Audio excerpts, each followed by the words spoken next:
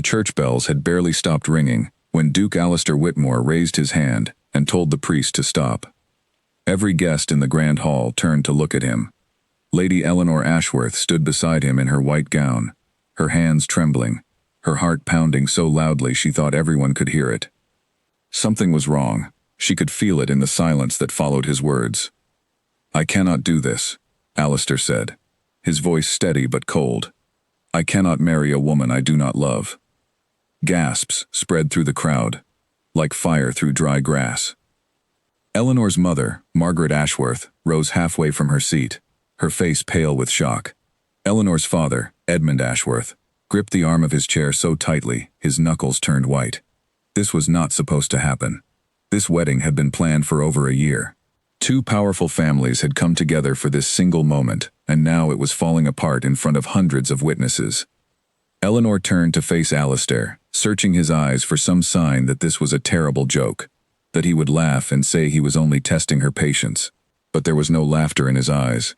There was only guilt, and something else she could not name, determination perhaps, or relief. "Alistair," she whispered, her voice breaking, "what are you saying?" He did not answer her directly. Instead, he turned toward the back of the hall, where a woman in a deep green dress stood near the entrance, half hidden behind a stone pillar. Every head in the room turned to follow his gaze. The woman stepped forward slowly, her chin lifted high, as if she had rehearsed this moment 100 times in her mind. "Vivienne," Alistair said, and the single word carried more warmth than anything he had said to Eleanor in the entire ceremony. "Come here." The woman named Vivienne Caro walked down the aisle, her heels clicking against the marble floor, each step echoing through the stunned silence.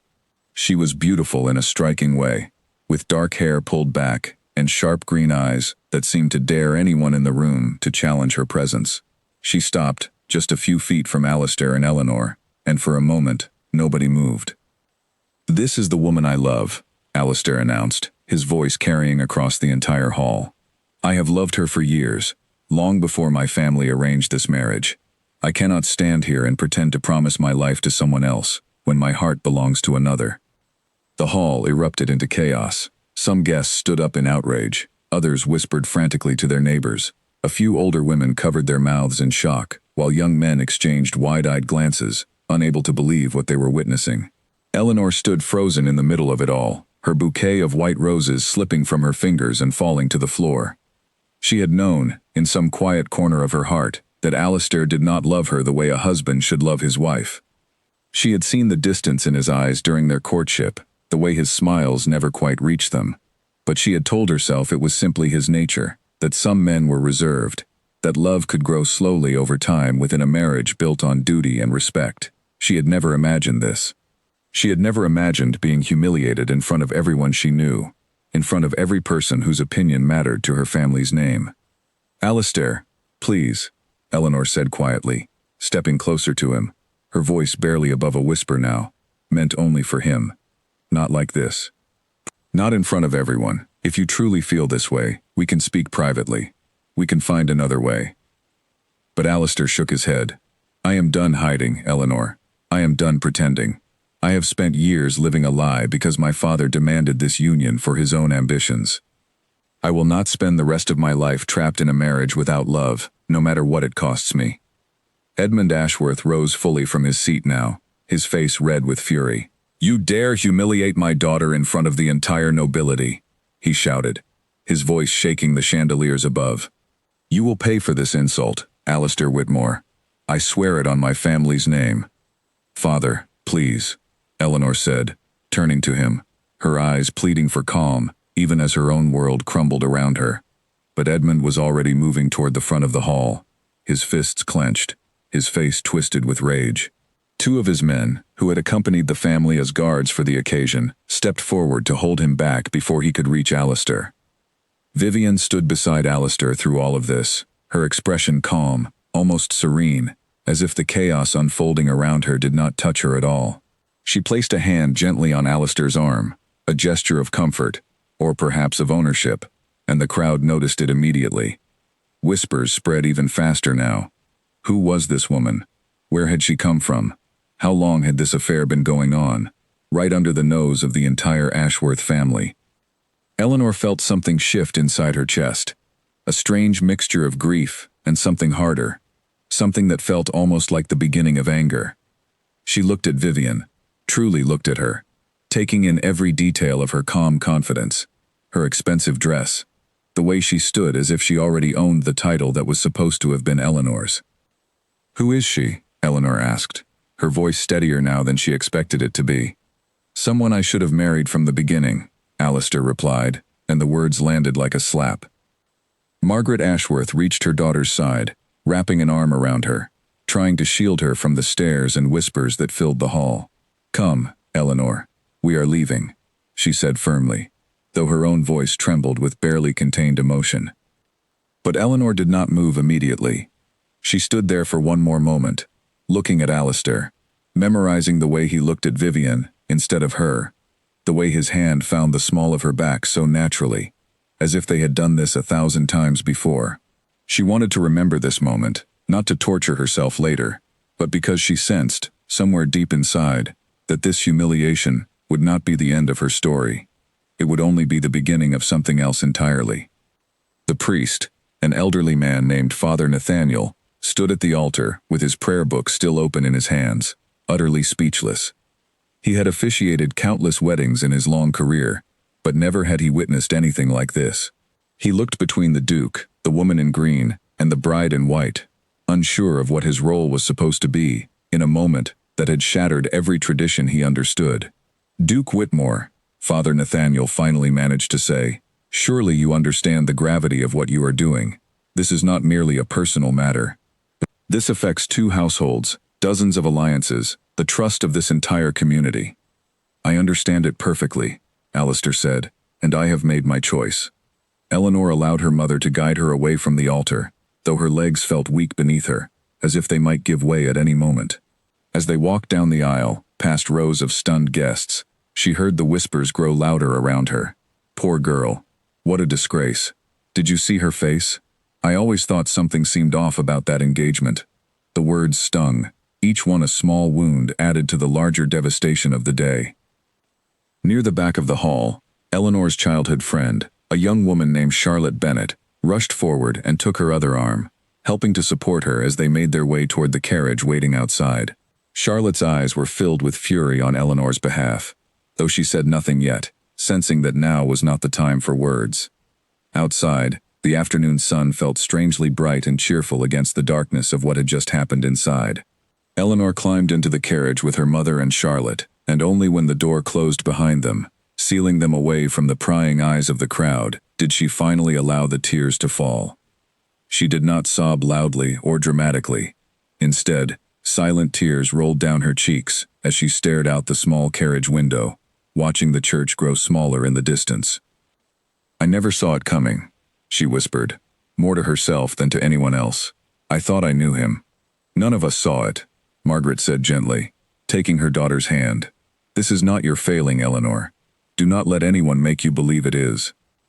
Charlotte finally spoke, her voice sharp with indignation. That woman, whoever she is, she looked far too comfortable standing there. This was planned, Eleanor. He did not simply lose control of his emotions in the moment. He wanted an audience. He wanted everyone to see. Eleanor considered this as the carriage rolled along the cobblestone streets, the wheels clattering rhythmically beneath them. Charlotte was right, she realized. A man overcome by sudden guilt might have quietly confessed to her in private beforehand, might have found some way to spare her this public humiliation.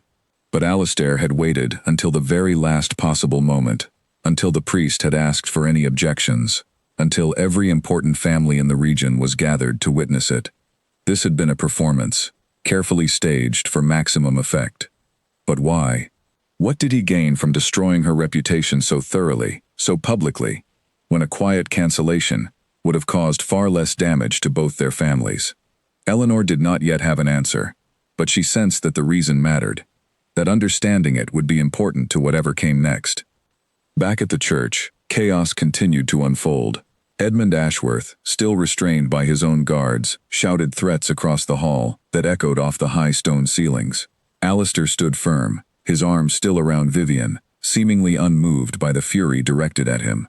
Several guests began gathering their belongings and quietly slipping toward the exits, unwilling to remain witnesses to whatever might happen next between the two furious fathers.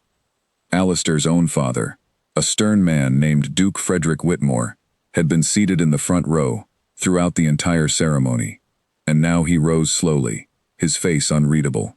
He walked toward his son with measured steps, and the crowd seemed to hold its breath collectively, waiting to see how the elder Duke would respond to his son's shocking betrayal of the arrangement he himself had orchestrated. "You have humiliated this family beyond repair," Frederick said quietly, though his voice carried easily in the tense silence. "Do you understand what you have done today?" "I understand that I have finally been honest," Alistair replied, meeting his father's gaze without flinching. "Something you never taught me to value until now." Frederick's jaw tightened, but he said nothing further. Instead, he turned and walked toward the exit himself, leaving his son standing at the altar beside the woman he had chosen over the bride that had been selected for him. The message was clear to everyone watching. Whatever consequences would follow this day, Alistair would face them without his father's support. As the carriage carrying Eleanor and her mother finally arrived back at the Ashworth estate, Eleanor stepped down slowly, still wearing her wedding gown, the fabric now feeling less like a symbol of hope and more like a costume from a nightmare she desperately wanted to remove. Servants rushed to greet them, their faces immediately falling when they saw the expressions on the family's faces, understanding, without being told, that something terrible had happened. Eleanor walked straight past them, up the grand staircase, and into her bedroom, closing the door firmly behind her. Only then, alone in the privacy of her own room, did she allow herself to truly break down. She sank onto the edge of her bed, still in her wedding dress, and wept for everything she had lost in a single afternoon: her future, her reputation, her belief that she understood the man she had planned to spend her life with. But even as her tears fell, a small, quiet part of her mind remained alert, almost detached from the grief, observing everything that had happened with a strange clarity. She thought again of the way Vivian had walked down that aisle, so confident, so prepared. She thought of Alistair's words, the careful way he had announced his love, as though delivering a rehearsed speech rather than a spontaneous confession. Something about the entire scene did not sit right with her, though she could not yet articulate what troubled her most. Downstairs, her father paced furiously through the study, already drafting letters to influential contacts, determined to ensure that Alistair Whitmore would face severe consequences for this public disgrace. Her mother sat quietly in the parlor, staring into the fireplace, trying to process how quickly their family's carefully built alliance had crumbled into ruins. Charlotte remained at the estate that evening, unwilling to leave her friend alone during such a devastating time. She sat outside Eleanor's bedroom door for nearly an hour, before finally knocking softly and letting herself in when there was no answer. She found Eleanor sitting by the window, still in her wedding gown, staring out at the darkening sky. "You do not have to talk if you are not ready," Charlotte said gently, sitting beside her. "I keep replaying it in my mind," Eleanor admitted, the way he looked at her. "I have known him for over a year, Charlotte, and he never once looked at me the way he looked at her today." "Then perhaps this is not entirely a tragedy," Charlotte offered carefully. "Perhaps you were spared a lifetime married to a man who could never truly love you." Eleanor considered this, turning the thought over in her mind. There was truth in it, she knew, but the manner of her release from that fate had been so cruel, so public, that it felt impossible in this moment to see it as anything other than a catastrophe. Her name would be whispered about in every drawing room across the region for months to come. Some doors that had once been open to her might now remain closed forever. "What will I do now?" Eleanor asked quietly, more to herself than to Charlotte. Charlotte took her hand firmly. "You will hold your head high, and you will show everyone that Alistair Whitmore's foolish choice says nothing about your worth. And in time, Eleanor, you will discover that today, however painful, may have opened a door you never expected." Eleanor did not yet believe her friend's words, but she appreciated the comfort in them nonetheless.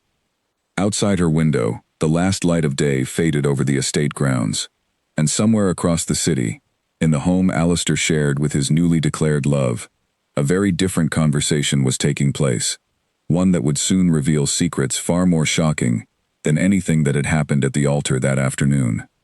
For now, though, Eleanor closed her eyes and allowed herself simply to breathe, to survive this single unbearable day, unaware that the true story was only just beginning to unfold. 3 days after the wedding that never was, the city could speak of nothing else. In every tea house, every market square, every drawing room from the wealthiest estates to the modest merchant homes, people whispered about the Duke who had publicly abandoned his bride for another woman. Some called it the most scandalous event the region had witnessed in a decade. Others simply pitied Eleanor, though pity, Eleanor was quickly learning, could sting almost as sharply as cruelty. Alistair Whitmore, meanwhile, had moved swiftly to solidify his new arrangement. Within 2 days of the failed wedding, he had installed Vivian Caro in one of his family's smaller properties on the edge of the city, a charming stone house surrounded by gardens that had once belonged to his late grandmother. He visited her there each evening, bringing gifts, spending hours in her company, seemingly determined to prove to the world, and perhaps to himself, that his decision had been the right one. But behind the walls of that charming stone house, a very different reality was taking shape, one that Alistair had not yet begun to notice. Vivian Caro had not always been the composed, confident woman who walked down that aisle with such practiced grace. Years earlier, she had been a struggling widow with very little money and even fewer prospects, her first husband having left her with debts rather than an inheritance when he passed away unexpectedly. She had learned quickly that survival required cleverness, charm, and an unflinching willingness to take what she needed from those who had more than enough to spare. She had first met Alistair nearly 4 years earlier, at a social gathering hosted by a mutual acquaintance. She remembered clearly how easily she had captured his attention that evening, how his eyes had followed her across the room, even as he stood beside other guests of far higher standing. She had recognized immediately the opportunity such attention represented. A duke, young and somewhat naive despite his title, unhappily bound by his father's expectations, searching perhaps, without even realizing it, for someone who made him feel seen, in a way his structured, dutiful life rarely allowed. Vivian had cultivated that connection carefully over the following years, always appearing at just the right moments, always offering just the right words of comfort or encouragement whenever Alistair expressed frustration with his father's rigid control over his future. She had made herself indispensable to his emotional world long before he ever proposed to Eleanor Ashworth, and when the arranged engagement was announced, she had felt her carefully built plans threatened for the first time. It was then that she had told him about the child. Sitting now in the parlor of her new stone house, 3 days after the wedding, Vivian poured herself a glass of wine and considered her situation with the same calculating clarity she applied to everything in her life. The lie about the child had worked exactly as she intended. Alistair, already emotionally entangled with her and desperate for an escape from his impending marriage, had seized upon the news as justification for the public declaration he had been too afraid to make on his own. She had given him the courage, wrapped in a deception he had never thought to question. But now that the wedding had been stopped, now that she had secured her place at his side, in front of the entire nobility, the lie needed to become something more permanent, more convincing. She could not simply announce months later that there was no child after all. She needed a plan, and fortunately, Vivian Caro had never been a woman who struggled to find one. A knock at the door interrupted her thoughts. She rose gracefully and opened it to find a young man she recognized immediately, though his presence here, at her new residence, sent a small flicker of alarm through her otherwise composed expression. "Oliver," she said quietly, stepping back to allow him inside, before glancing around to ensure no servants were within earshot. "You should not be here. Not now, of all times." Oliver Grant, a minor nobleman with modest lands and considerable debts of his own, stepped into the parlor with the easy confidence of a man who had known Vivian far longer and far more intimately than her recent public partnership with the Duke would suggest. He glanced around the elegant room with visible appreciation. "This is quite a step up from your previous accommodations," he said, a slight smile playing at his lips. "I must say, your plan worked rather better than I expected." "Keep your voice down," Vivian hissed, though there was no real anger in her tone, only caution. "The Duke visits nearly every evening. If anyone sees you here, everything we have built will collapse." "Then perhaps you should tell me how long you intend to keep playing this game," Oliver said, settling into one of the parlor's plush chairs without invitation. A duke does not remain patient forever, especially once he begins asking questions about a child that never seems to arrive. Vivian's jaw tightened almost imperceptibly. I have time. Months, at least, before he grows suspicious enough to demand proof. By then, I will have secured a formal engagement, perhaps even a marriage. Once I am his duchess, the matter of the child will become far less important than the scandal of ending things, after everything he has already sacrificed. Oliver studied her for a long moment, his expression unreadable. And what happens to me, in all of this? You promised me a share of whatever fortune you secured. I have not forgotten that promise, Vivian, even if you seem eager to. You will have your share, Vivian assured him, though something in her voice suggested she considered the promise far less binding than Oliver did. But you must be patient, and you must stay away from this house until I say otherwise. Their conversation was interrupted by the sound of a carriage approaching outside. Vivian's eyes widened slightly, and she moved quickly toward the window, peering through the curtains. It is him, she said urgently. You need to leave, now. Oliver rose from the chair with obvious reluctance, taking his time to straighten his jacket, as though testing exactly how much risk he could safely indulge in. I will find another way in, when it is safer, he said, moving toward the back entrance of the house that led into the gardens. But remember what I said, Vivian. Patience has limits, even for men like me. He slipped out through the garden door, just moments before Alistair's carriage pulled up in front of the house. Vivian smoothed her dress, arranged her expression into one of gentle warmth, and moved to greet him at the entrance, her heart beating slightly faster than she would have liked to admit, though whether from the narrow escape or from genuine anticipation of seeing Alistair, even she could not entirely say. My love, she greeted him, taking his hands as he stepped inside.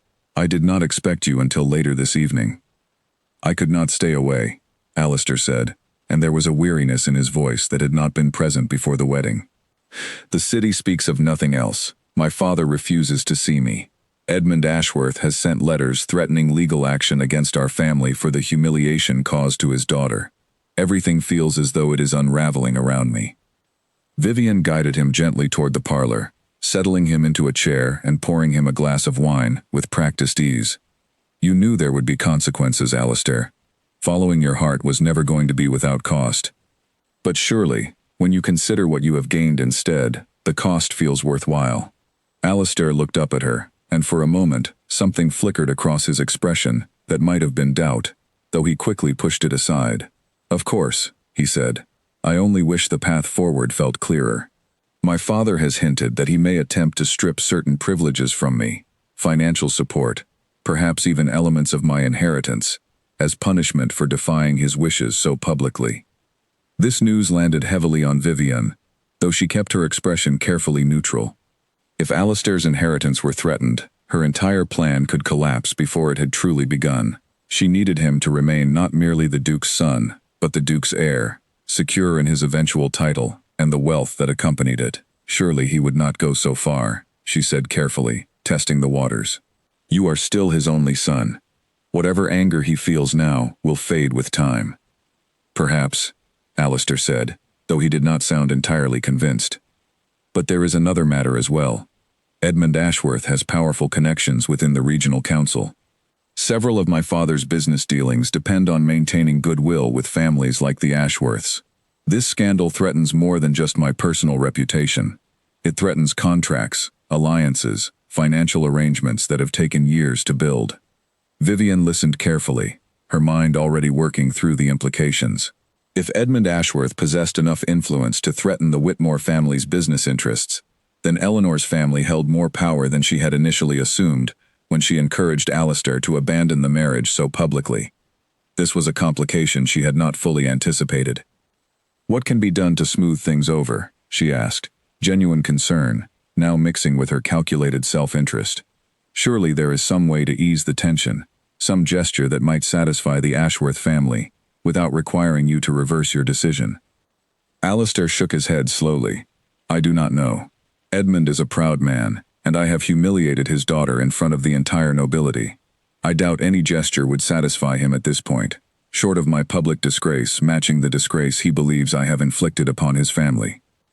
As the evening continued, Vivian carefully steered the conversation toward more comforting topics, reassuring Alistair of her devotion, reminding him gently of the child they were supposedly expecting together, a fabrication she now realized she would need to maintain with even greater care, given the mounting complications surrounding their situation.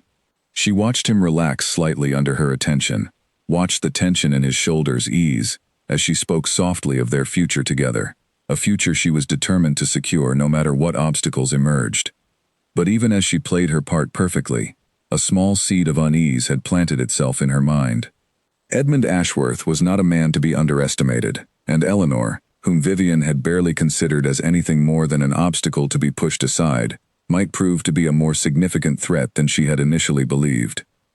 Miles away, at the Ashworth estate, Eleanor sat in her father's study as he outlined, in careful detail, the steps he intended to take to protect their family's reputation and ensure Alistair Whitmore faced appropriate consequences for his actions. Edmund's fury had not diminished in the days since the wedding, but it had transformed into something more focused, more strategic. "I have already sent word to Lord Pembroke and to the regional council," Edmund explained, pacing behind his large oak desk. "Several of Whitmore's business ventures depend on approvals that pass through connections we maintain. I intend to make his father understand precisely how costly this humiliation will prove to be." Eleanor listened quietly, though her mind was not entirely focused on the political maneuvering her father described. She found herself thinking instead about the woman in green, about the strange confidence Vivian had carried, about the calculated way the entire scene at the altar had unfolded. Something about it continued to nag at her, a puzzle piece that did not quite fit the picture everyone else seemed to accept without question. "Father," she said finally, interrupting his planning, "may I ask you something?" Edmund paused, looking at his daughter with a softened expression, the fury momentarily giving way to concern. "Of course, my dear." "Do we know anything about this woman, Vivian Caro? Where she comes from, her history? It seems strange to me that Alistair would risk everything, his reputation, his family's business interests, our alliance, for a woman he has perhaps kept hidden for years without anyone in society knowing her name." Edmund considered this, stroking his chin thoughtfully. "I confess, I have not yet looked into her background. My focus has been entirely on addressing the insult to our family. But you raise a fair point, Eleanor. It might prove useful to understand more about this woman who has caused such chaos." "I would like to help with that, if I may," Eleanor said, surprising even herself with the request. "Not out of any desire to win Alistair back, Father. I have no wish to marry a man who could humiliate me so thoroughly. But I would like to understand why this happened. I would like to know if there is more to this story than a simple case of love overtaking duty." Her father studied her for a long moment, clearly weighing her request. Finally, he nodded slowly. "Very well. I will have our contacts look into the woman's history. But Eleanor, I want you to promise me something in return. Whatever we discover, you will not attempt to confront Alistair or this woman directly. Leave any necessary action to me." Eleanor agreed, though even as she spoke the words, a quiet determination was forming within her, one that would eventually lead her down a path far more complicated than her father could have anticipated. She did not yet know what secrets awaited discovery, but she sensed, with a certainty she could not fully explain, that the story of her ruined wedding was far from finished, and that she herself would play a much larger role in whatever came next than anyone currently expected. That night, as Eleanor prepared for bed, Charlotte visited once more, bringing with her a piece of information that would set the next stage of events into motion. "I heard something today," Charlotte said, sitting on the edge of Eleanor's bed, with an expression of careful excitement. "From my cousin, who works within the regional records office. Apparently, a woman matching Vivian Caro's description has appeared under different names in at least 2 other cities over the past several years, always attached to wealthy men, always disappearing, before any lasting commitment could be verified through official records." Eleanor sat up straighter, her heart quickening. "Different names? Are you certain?" My cousin cannot be entirely certain, of course. Descriptions alone are not proof. But the pattern seemed too similar to ignore. A striking woman, dark hair, green eyes, always positioning herself near men of considerable wealth and status, always vanishing when questions began to arise about her past. Eleanor absorbed this information slowly, feeling the pieces of the puzzle beginning to shift into a new, more troubling arrangement. If Vivian Caro had a history of manipulating wealthy men under different identities, then Alistair's sudden, dramatic declaration of love at the altar might not have been the spontaneous act of passion everyone assumed it to be. It might instead have been the culmination of a carefully orchestrated plan, one designed from the very beginning to secure exactly the outcome that had unfolded 3 days earlier in that church. "We need to find proof," Eleanor said quietly, more to herself than to Charlotte. "Real proof, not just rumors and similar descriptions. If this woman has deceived Alistair the way I suspect, then he deserves to know the truth, regardless of how he has treated me." Charlotte looked at her friend with a mixture of admiration and concern. "You would help him, after everything he has done to you?" Eleanor considered the question carefully before answering. "I am not doing this for him, Charlotte. I am doing this because the truth matters, and because I refuse to let someone like Vivian Caro continue deceiving people without consequence. If Alistair has been manipulated into destroying my reputation for the sake of someone else's scheme, then uncovering that truth may be the only way to reclaim what little dignity remains of this entire situation." As the two friends sat together in the quiet of Eleanor's bedroom, planning their next steps, neither of them fully realized how deep the deception surrounding Vivian Caro actually ran, nor how many more shocking revelations awaited them in the weeks to come. The wedding that had ended in humiliation was merely the opening chapter of a much larger story, one that would eventually expose secrets capable of destroying reputations far beyond Eleanor's own, and reveal a truth about the Duke's chosen love that would shock everyone involved far more deeply than the scandal at the altar ever had. The investigation Eleanor had quietly set into motion moved slowly at first, hampered by the difficulty of tracing a woman who seemed to have deliberately erased much of her past. Edmund Ashworth's contacts within the regional council proved useful, providing access to marriage and property records across several nearby cities. But the search required patience that tested Eleanor's resolve nearly every day. Charlotte proved invaluable during this period, using her family's extensive social connections to gather information through more informal channels, conversations at social gatherings, letters exchanged with distant relatives, careful questions posed to servants who had once worked in households where Vivian Caro had briefly resided. Slowly, piece by piece, a clearer picture began to emerge of the woman who had shattered Eleanor's wedding day. Vivian Caro, it turned out, was not even her true birth name. Records eventually traced her origins to a modest merchant family in a distant coastal town, where she had been born under the name Vivian Hartley. Her father had been a struggling shopkeeper, and her mother had died when Vivian was still young, leaving her to be raised primarily by an aunt who had little patience for a headstrong, ambitious girl, determined to escape the poverty of her upbringing. At 18, Vivian had married a merchant considerably older than herself, a man named Charles Caro, whose modest fortune had seemed like tremendous wealth compared to her impoverished childhood. But Charles Caro had died only 3 years into their marriage, leaving behind debts rather than riches, debts that Vivian had quickly abandoned by fleeing the city before creditors could pursue her for payment. From there, her path became increasingly difficult to trace, though Charlotte's careful investigation eventually uncovered evidence of at least 2 other relationships in different cities, each following a remarkably similar pattern. Vivian would appear in a new social circle, cultivate a relationship with a wealthy or influential man, and eventually secure some form of financial benefit before circumstances forced her to move on, usually amid whispered accusations that never quite solidified into formal legal action. Eleanor read through the compiled information late one evening, sitting alone in her father's study by candlelight, feeling a complicated mixture of vindication and unease settle over her. Vindication, because the evidence confirmed her suspicions that Vivian Caro was not the innocent woman deeply in love with Alistair that she had presented herself to be at the wedding. Unease, because understanding the depth of this deception meant confronting just how thoroughly Alistair had been manipulated, and how much danger he might still be facing without realizing it. "There is still the matter of the child," Charlotte reminded her the following morning, as they reviewed the gathered evidence together over breakfast. "If Vivian truly is carrying Alistair's child, then regardless of her past deceptions, he may feel bound to remain with her, out of obligation to that innocent life. Eleanor had considered this complication as well. We need to find proof of the pregnancy itself, not just proof of her history. If the child does not exist, or if there is reason to doubt Alistair is truly the father, then his entire justification for abandoning our wedding collapses entirely. This proved to be the most delicate part of their investigation, requiring information that could not easily be obtained through public records or casual conversation. It was Charlotte, once again, who found the crucial connection, remembering that her family's physician had once treated patients referred by a colleague who worked within the household staff of several noble families in the city, including, as it happened, occasional consultations for residents of the very neighborhood where Vivian now lived.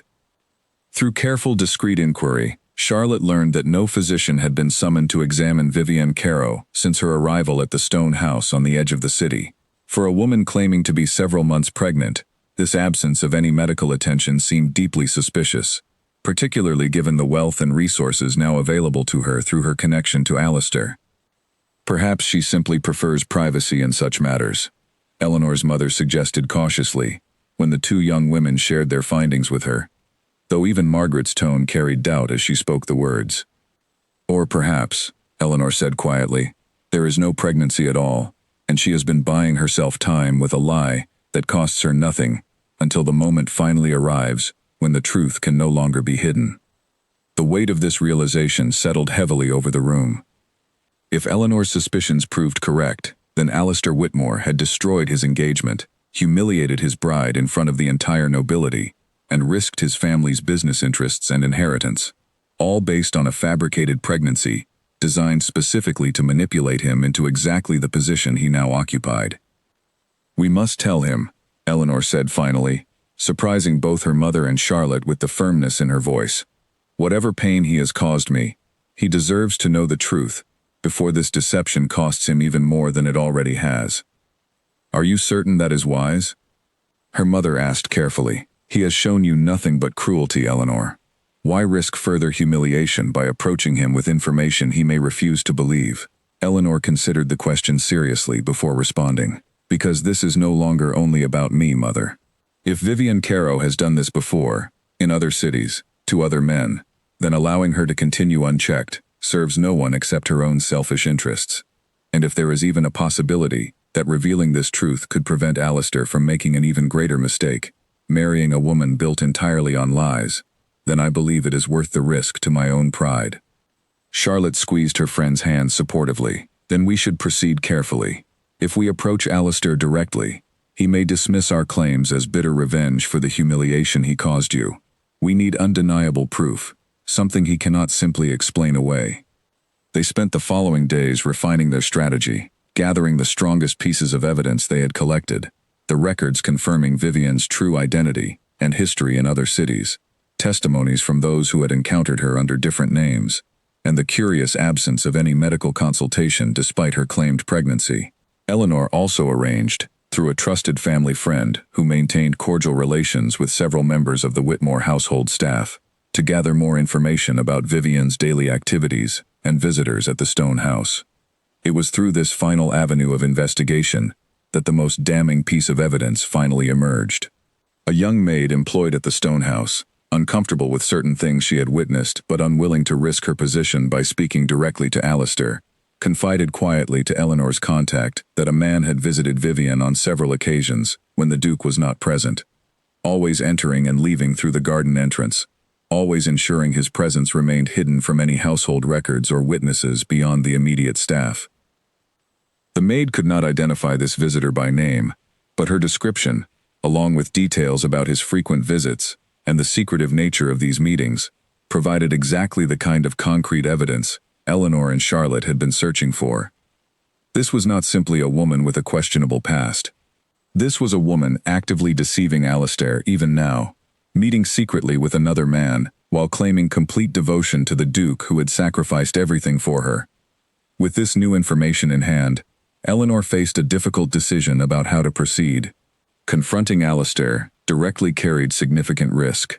He might refuse to believe her, might view the accusations as a desperate attempt at revenge, or might even inform Vivian of the investigation, allowing her the opportunity to cover her tracks before any real consequences could unfold. We need someone he trusts to help present this information, Eleanor said thoughtfully, considering their options carefully. Someone whose word he would not immediately dismiss as motivated by personal grievance.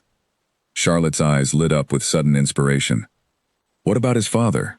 Duke Frederick has been estranged from Alistair since the wedding, but surely he would want to know if his son is being manipulated by a woman with such a troubling history, and his word would carry far more weight than either of ours. Eleanor considered this suggestion carefully. Approaching Duke Frederick meant risking her father's disapproval, since Edmund had made clear he wished to handle matters concerning the Whitmore family entirely through his own channels of political and financial pressure. But it also represented perhaps their best opportunity to ensure Alistair received the truth from a source he could not easily dismiss. I will need to speak with my father first, Eleanor decided. If we are going to approach Duke Frederick, it should be done carefully, with full awareness of the political implications involved. That evening, Eleanor requested a private conversation with her father, presenting him with the full extent of the evidence she and Charlotte had gathered over the preceding days. Edmund listened with growing astonishment as his daughter laid out the details of Vivian's true history, her likely fabricated pregnancy, and the secret visitor who continued to meet with her even now. This changes everything, Edmund said finally, once Eleanor had finished her presentation. If this woman has deceived Alistair so thoroughly, then perhaps there remains an opportunity to salvage something from this disaster. Though I confess, I am uncertain exactly what outcome we should now be seeking. I do not wish to marry him, father, Eleanor said firmly, wanting to ensure there was no confusion about her intentions. Even if this reveals the entire foundation of his relationship with Vivian, to be built on lies, I have no desire to return to an engagement with a man who so easily believed the worst of me and abandoned our commitment without any attempt at honest conversation beforehand. Then what do you hope to achieve by revealing this information? Edmund asked, genuinely curious about his daughter's motivations. Eleanor considered the question for a long moment before answering. Justice, I suppose, and perhaps protection for others who might otherwise fall victim to whatever scheme Vivian Caro intends to pursue next, should this current plan with Alistair somehow fail to unfold as she hopes. Her father studied her with an expression of newfound respect, seeing in his daughter a strength and clarity of purpose he had perhaps underestimated in the days following her public humiliation. Very well, he said finally. I will arrange a meeting with Duke Frederick myself. Given the strain this scandal has placed on relations between our families, he may be more receptive to hearing troubling information about the woman his son has chosen, particularly if it offers him a path toward repairing the damage done to both our reputations. The meeting between Edmund Ashworth and Duke Frederick Whitmore took place 2 days later, in the private study of Frederick's estate, away from the prying eyes and ears of servants or curious guests. Eleanor was not present for this initial conversation, though she waited anxiously at home for word of how it had unfolded, aware that the outcome of this meeting would determine the next steps in her carefully constructed plan to reveal the truth about the woman who had destroyed her wedding day. When her father finally returned home late that evening, his expression carried a complicated mixture of satisfaction and concern that immediately caught Eleanor's attention. Duke Frederick was deeply disturbed by what I shared with him, Edmund reported, settling into a chair in the parlor, while Eleanor waited with barely contained anticipation. He confirmed that he has grown increasingly suspicious of Vivian Caro himself, particularly given how quickly she encouraged Alistair towards such a dramatic, irreversible public declaration, rather than pursuing a quieter path toward ending his engagement to you. Does he believe the evidence we have gathered? Eleanor asked. He does, her father confirmed, and he intends to confront his son directly, presenting the information in a manner Alistair cannot easily dismiss. Frederick believes that if his son sees proof of Vivian's deception with his own eyes, rather than hearing second-hand accusations from either of our families, he may finally recognize the manipulation he has fallen victim to. Eleanor absorbed this information, feeling a strange mixture of relief and apprehension settle over her. The truth was finally moving toward the light, but she understood that Alistair's reaction to discovering this deception remained entirely uncertain. He might feel gratitude toward those who exposed the truth, or he might feel humiliated all over again, this time by the revelation that he had been so easily manipulated by a woman he believed truly loved him. Whatever his reaction proved to be, Eleanor sensed that the coming days would bring a confrontation far more dramatic than anything that had unfolded at the altar, one that would finally reveal the full extent of Vivian Caro's deception and force everyone involved to reckon with the true cost of the choices that had led them to this moment.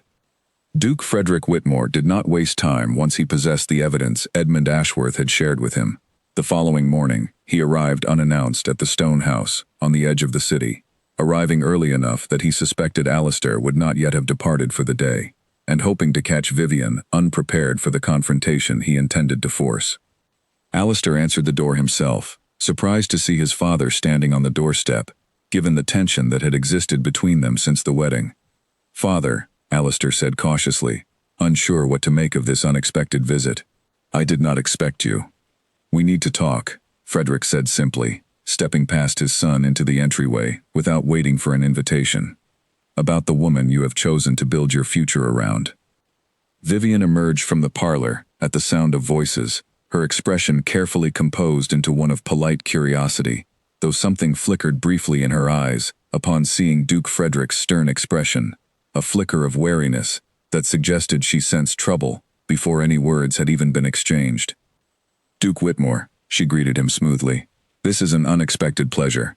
Please, will you join us for tea?" "I am afraid this visit is not a social call," Frederick replied, his tone leaving no room for the pleasant facade Vivian had attempted to establish.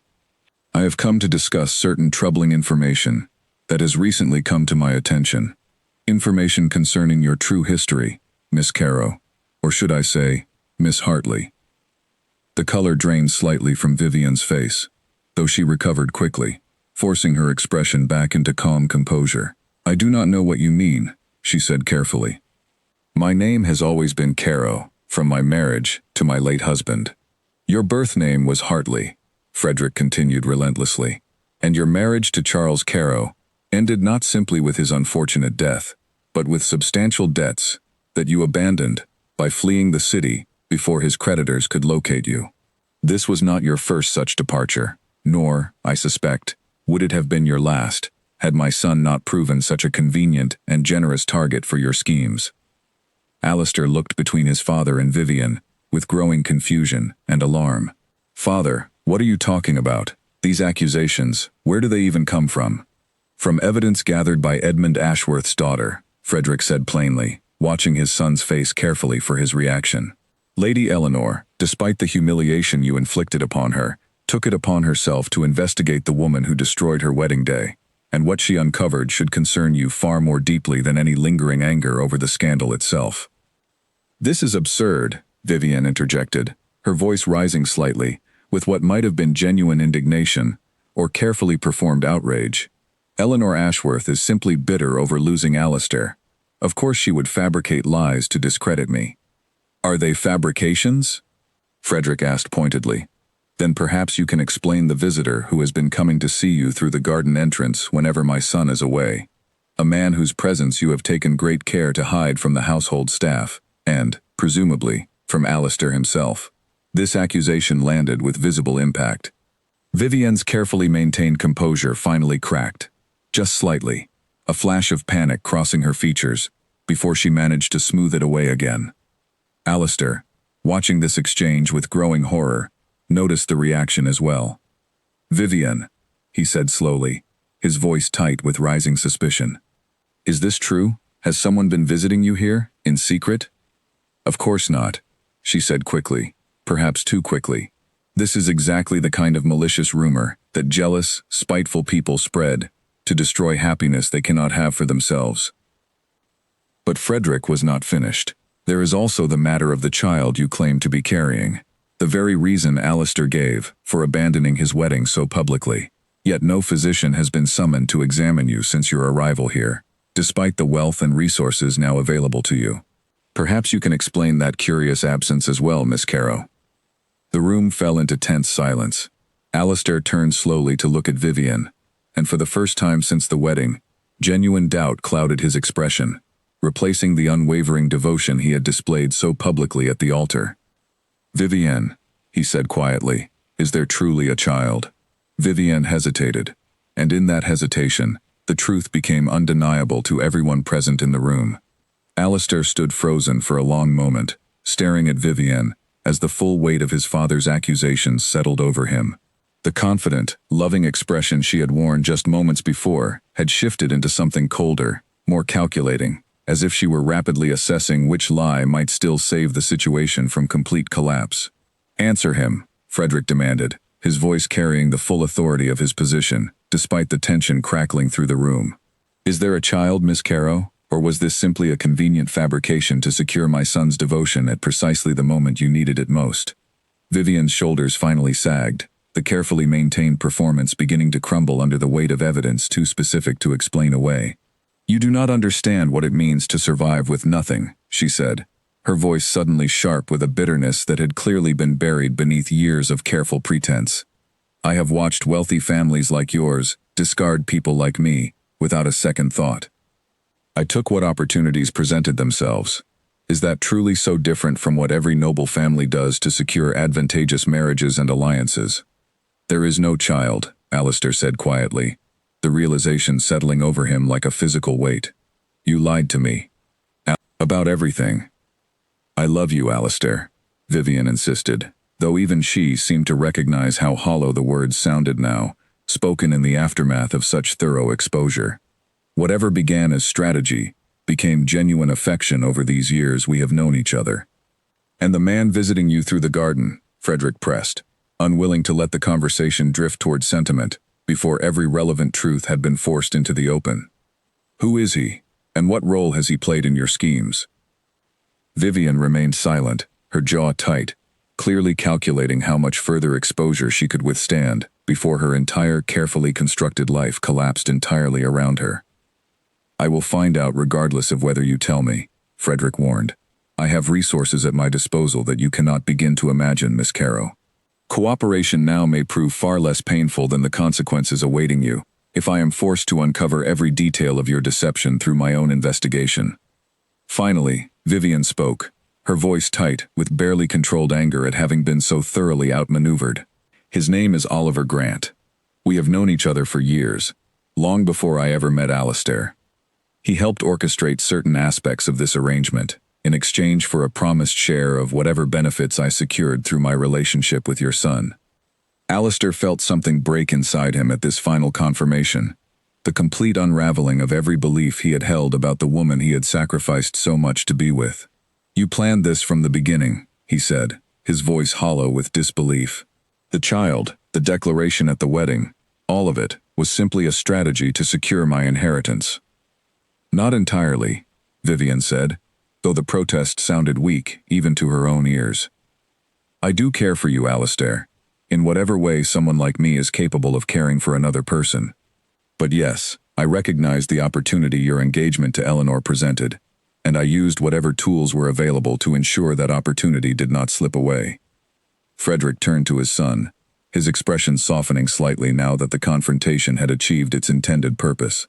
"Alistair, I understand this is difficult to hear, but you must recognize now the full extent of what you sacrificed based on lies. Your engagement to Eleanor Ashworth, humiliated in front of the entire nobility, and for what? A relationship built entirely on manipulation and deceit."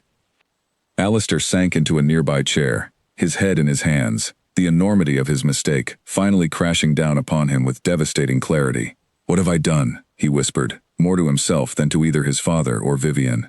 "Eleanor. I have destroyed her reputation, humiliated her in front of everyone we know, and for a lie. The damage to Lady Eleanor's reputation may not be entirely irreversible," Frederick said carefully, "though the path toward repairing it will require considerable effort and humility on your part. But first, we must address the matter of Miss Caro's future, and ensure she faces appropriate consequences for the deception she has orchestrated." Vivian's eyes flashed with something like desperation as she recognized how completely her plans had collapsed. "You cannot simply discard me now," she said, her voice rising with barely controlled panic. "I have given up everything to be with you, Alistair. My reputation, whatever standing I once had in society, all of it sacrificed for this relationship." "You gave up nothing that was not already built on lies," Frederick said coldly. "And you will leave this property immediately, Miss Caro. My son's association with you ends today, and I will personally ensure that news of your true history reaches every social circle where you might attempt to establish yourself again." The threat carried real weight, and Vivian seemed to recognize immediately that further protest would accomplish nothing beyond delaying the inevitable. Her carefully maintained composure finally shattered entirely, replaced by a bitter resignation as she realized that months of careful planning had collapsed within the span of a single confrontation. "You will regret casting me aside so easily," she said finally, gathering what remained of her dignity as she moved toward the door. "Both of you. People like your families always believe yourselves untouchable, protected by wealth and title from the consequences that ordinary people face every day. But consequences find everyone eventually, Duke Whitmore, even you." With that final warning, she swept out of the house, leaving Alistair and his father alone amid the wreckage of the elaborate deception that had consumed the past several months of their lives. Alistair remained seated, staring blankly at nothing, attempting to process the complete collapse of everything he had believed to be true about his relationship with Vivian. "What do I do now, Father?" he asked quietly, his voice smaller and more uncertain than his father had heard in years. "I have destroyed my engagement, humiliated Eleanor beyond any reasonable hope of repair, and for what? A woman who never truly loved me at all." Frederick placed a hand on his son's shoulder, his expression carrying a complicated mixture of disappointment and sympathy. "That is a question you will need to answer through your actions in the coming days, Alistair. But I suspect that wherever your path forward leads, it must begin with a sincere accounting to Lady Eleanor for the pain you have caused her, regardless of whether she chooses to forgive you or not." Alistair nodded slowly, though the weight of what lay ahead felt almost unbearable to contemplate. He had sacrificed everything for a lie, and now he would need to find some way to make amends for the devastating consequences of that mistake, knowing full well that some forms of damage could never be entirely undone, no matter how sincere his eventual apology might prove to be. News of Vivian Caro's exposure spread through the city almost as quickly as the original scandal at the wedding had spread just weeks earlier. Duke Frederick, true to his word, ensured that the details of her deception reached every relevant social circle, effectively destroying any possibility she might have had of establishing herself with another wealthy target in the region. Whispers now carried a different tone entirely, shifting from scorn directed at Eleanor's humiliation toward astonishment at how thoroughly Alistair had been manipulated by a woman skilled in exactly this kind of elaborate deception. Eleanor received the news of the confrontation through her father, who had maintained close contact with Duke Frederick throughout the unfolding revelations. Sitting in the parlor of her family's estate, she listened as Edmund recounted the details of Vivian's exposure, the discovery about the fabricated pregnancy, and the secret visitor who had ultimately proven her downfall. "It is over then," Eleanor said quietly, once her father had finished his account. "The truth has finally come to light." "It has," Edmund confirmed, though his expression carried a note of caution as well. "Though I suspect this is not yet the true end of this story, Eleanor. Alistair Whitmore now knows the full extent of how thoroughly he was deceived, and I imagine he will feel compelled to address the harm he has caused you directly." Eleanor considered this possibility carefully. In the weeks since the disastrous wedding, she had slowly begun rebuilding some sense of normalcy in her life, though the shadow of that public humiliation continued to follow her through every social interaction, every knowing glance from acquaintances who had witnessed her disgrace firsthand.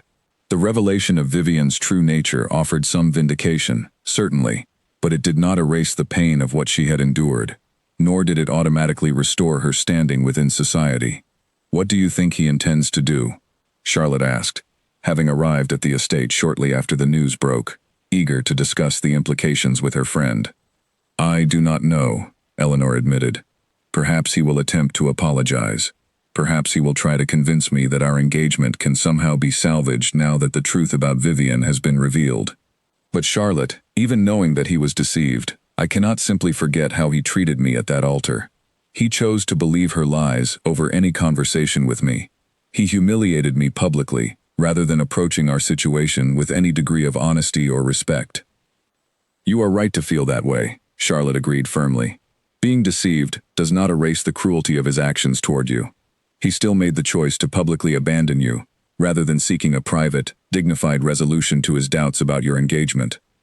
Their conversation was interrupted by the arrival of a servant who announced that Duke Alistair Whitmore had arrived and was requesting a private audience with Lady Eleanor. The announcement sent a ripple of tension through the room, and Eleanor felt her heart begin to race with a complicated mixture of emotions she had not fully anticipated. "You do not have to see him," her mother said gently, having joined the gathering in the parlor upon hearing of the unexpected visitor. "You are entirely within your rights to refuse this meeting, Eleanor, given everything he has put you through." Eleanor considered this option seriously, weighing her own desire for closure against the very real possibility that seeing Alistair again would only reopen wounds that had barely begun to heal. After a long moment of consideration, she finally made her decision. "I will see him," she said, straightening her posture with quiet determination. "Not because I owe him anything, but because I deserve the opportunity to say everything I have wanted to say since that day, without interruption, without an audience of hundreds of judgmental onlookers. This time, the conversation will happen entirely on my terms." Her mother and Charlotte exchanged a glance of understanding, recognizing the strength that had emerged in Eleanor over the preceding weeks, a resilience that had not been present in the devastated young woman who had wept in her wedding gown just a short time before. Eleanor made her way to the small sitting room where Alistair waited, taking a moment outside the door to steady her breathing and compose her thoughts before finally entering. Alistair rose immediately upon seeing her, his expression carrying visible remorse and uncertainty about how she might receive him. "Eleanor," he began, his voice tentative in a way she had never heard from him before. "Thank you for agreeing to see me. I understand I have no right to ask anything of you, but I needed the opportunity to apologize properly, in person, for the pain I have caused you." Eleanor remained standing, choosing not to sit despite his gesture toward a nearby chair, wanting to maintain a physical distance that matched the emotional distance she intended to preserve throughout this conversation. "You may say what you came to say," she replied evenly, her voice carrying none of the vulnerability that had characterized their previous interactions. Alistair took a steadying breath before continuing. "I was a fool, Eleanor. I allowed myself to be manipulated by a woman who never cared for me the way I believed she did, and in doing so, I destroyed your reputation and caused you unimaginable pain, all based on lies I should have questioned far more carefully before acting so publicly and so irreversibly." "You should have," Eleanor agreed simply, offering no comfort or absolution in her response. "Had you come to me privately, with your doubts about our engagement, had you given me the opportunity to understand your feelings, before humiliating me in front of hundreds of witnesses, perhaps this entire situation could have unfolded with far less cruelty toward everyone involved, myself included." "You are right," Alistair acknowledged, his shoulders sagging under the weight of her measured but unmistakable judgment.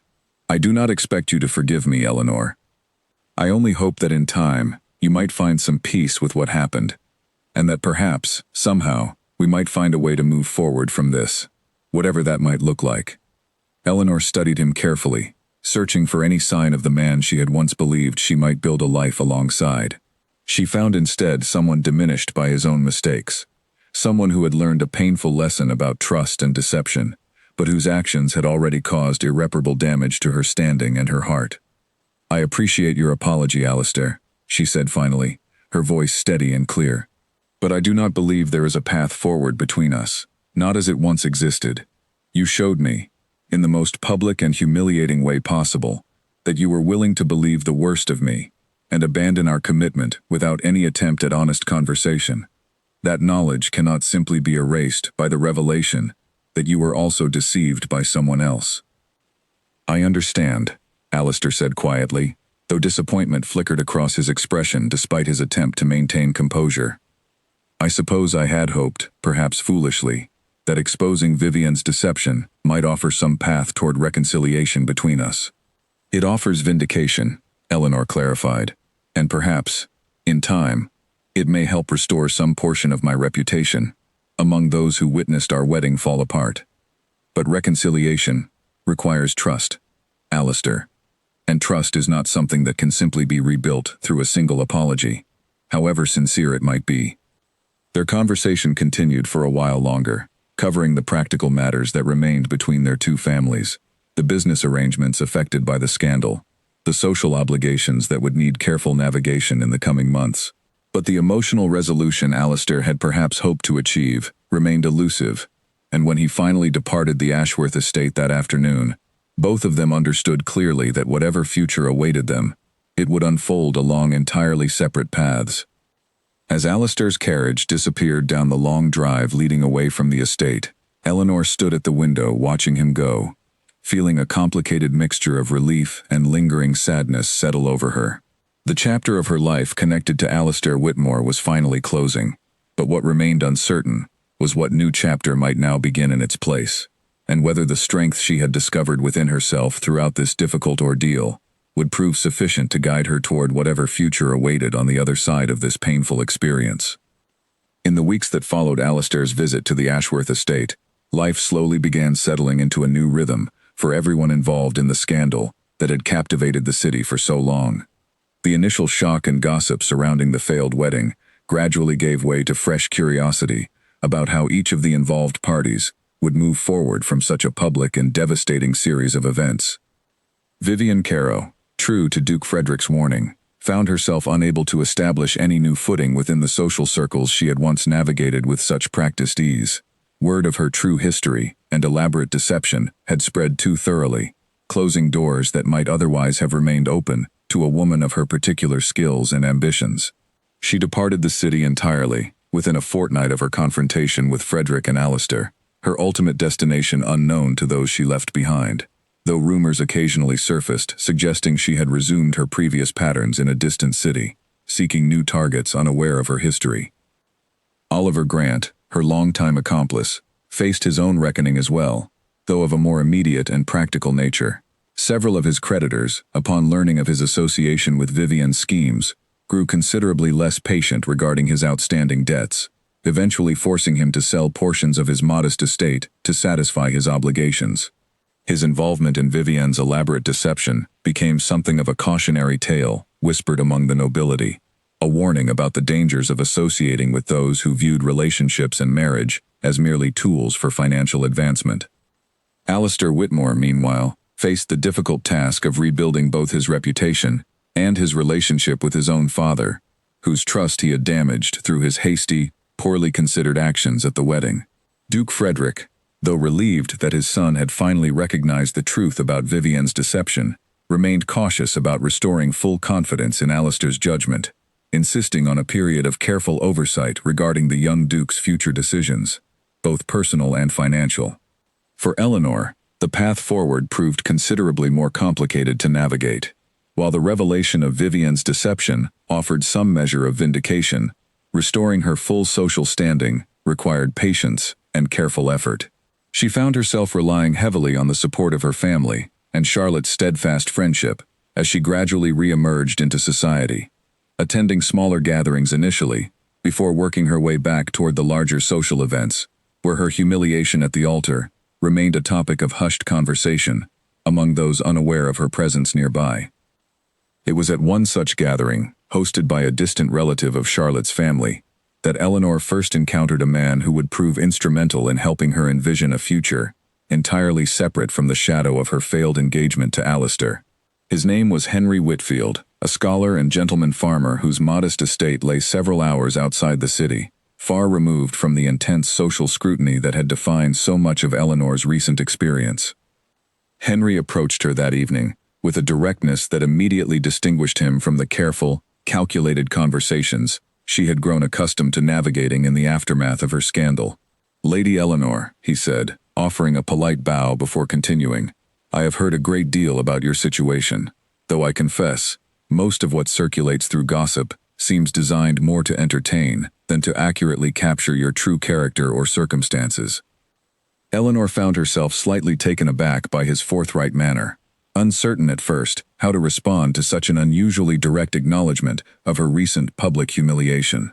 "You are remarkably candid, Mr. Whitfield," she said finally, studying him with cautious curiosity.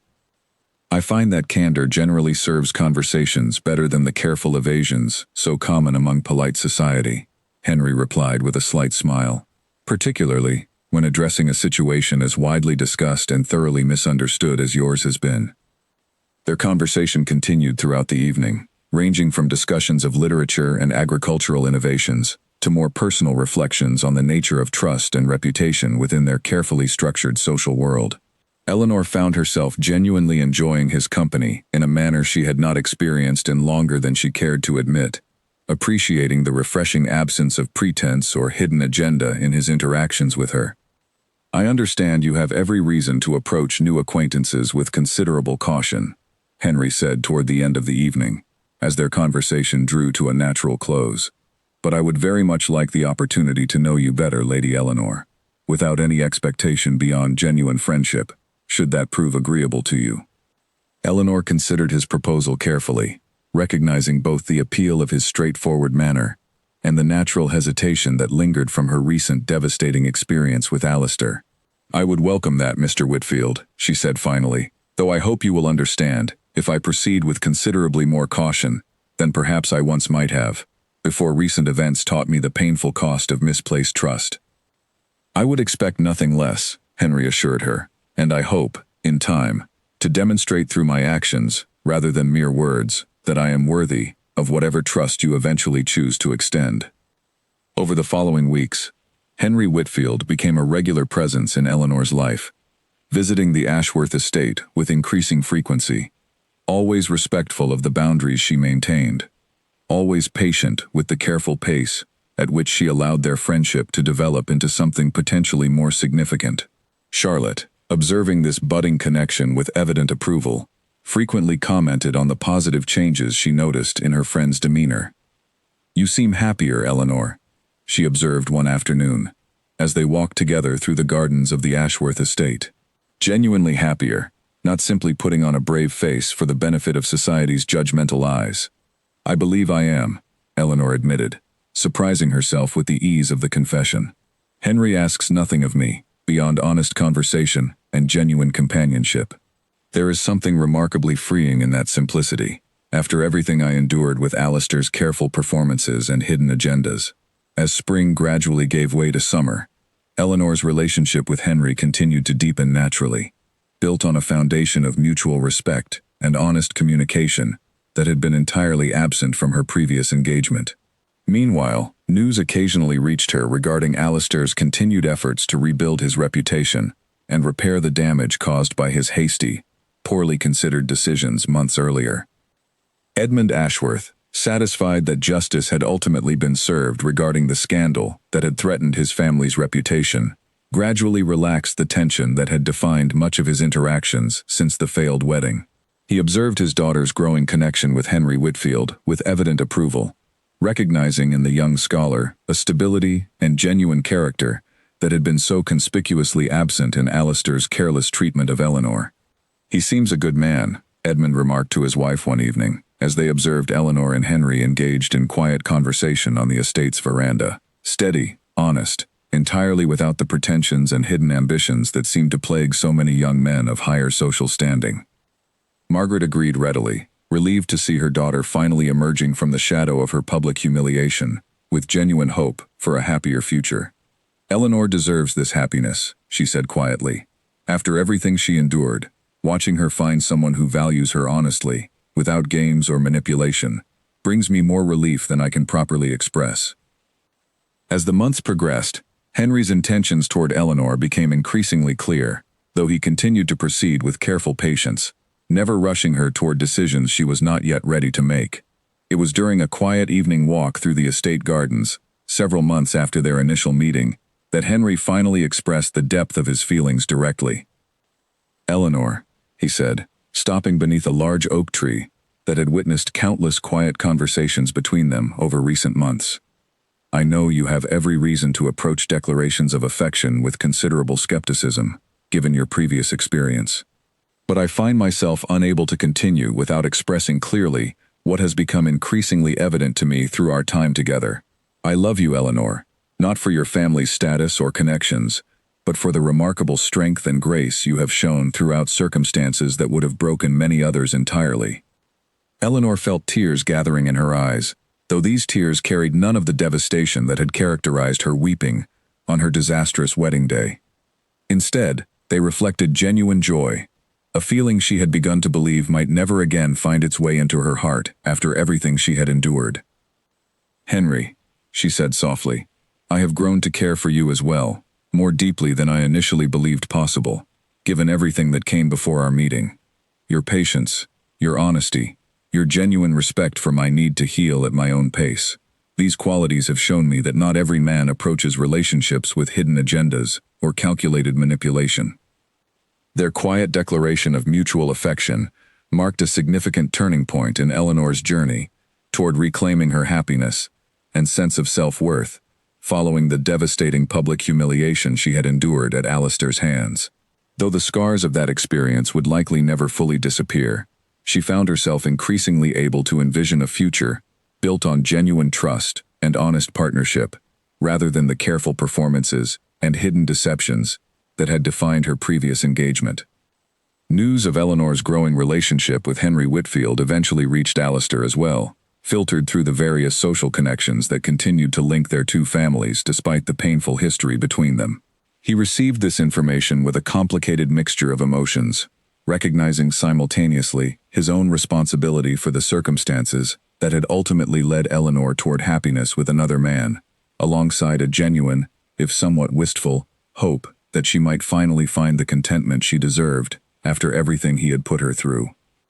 As autumn approached, bringing with it the natural conclusion of another turning season, both Eleanor and Alistair found themselves standing at very different points along their respective paths forward, each shaped irrevocably by the dramatic events that had unfolded on what should have been Eleanor's wedding day, but which had instead become the catalyst for a transformation neither of them could have fully anticipated when that fateful ceremony first began.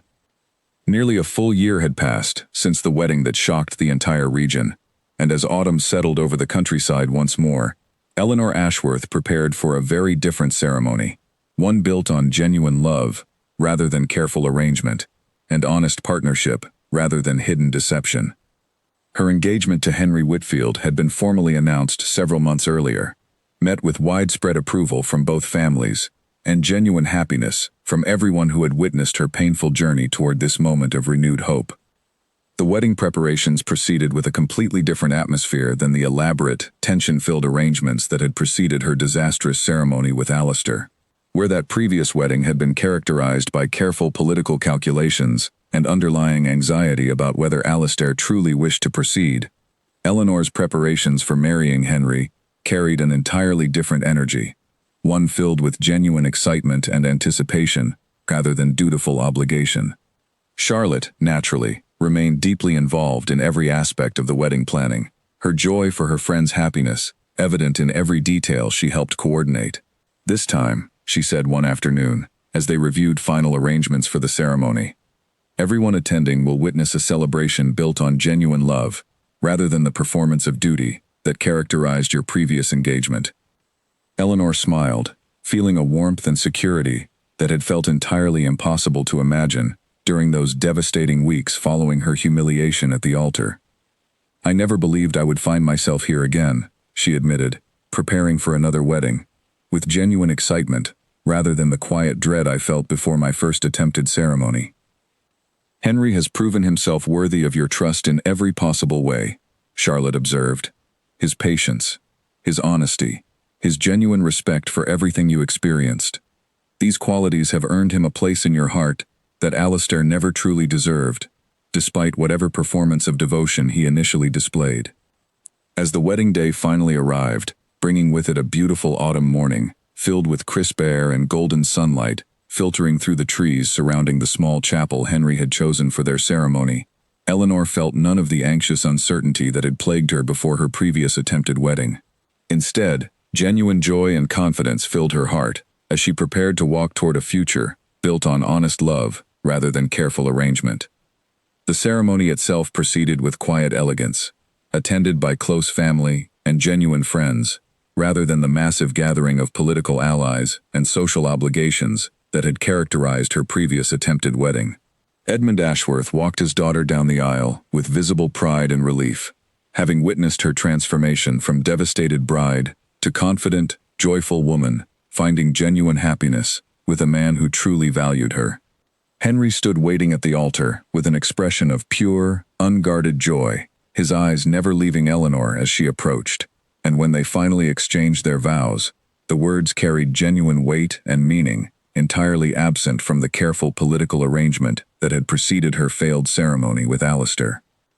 "I promise to always speak honestly with you," Henry said, his voice steady with genuine emotion, "even when honesty proves difficult, and to never allow doubt or uncertainty to fester into the kind of destructive silence that causes such devastating pain." "And I promise the same in return," Eleanor replied, her voice equally steady with conviction. "To approach our partnership always with open communication and genuine trust, valuing honesty above the careful performances that once nearly destroyed my belief in love itself." As they exchanged these heartfelt vows, completing the ceremony that would unite them as husband and wife, Eleanor felt a profound sense of closure regarding the painful chapter of her life, connected to Alistair Whitmore, and the devastating public humiliation she had endured. That experience, however traumatic in the moment, had ultimately guided her toward a path leading to genuine happiness and fulfillment, teaching her invaluable lessons about trust, resilience, and the true meaning of love, built on honest partnership rather than careful obligation.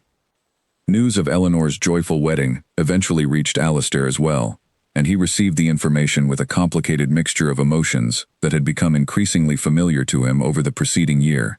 Genuine happiness for Eleanor's newfound contentment, mixed with lingering regret over his own role in the painful journey that had led her toward this moment, alongside a quiet acceptance that his own path forward would need to unfold along entirely different lines than he had once imagined.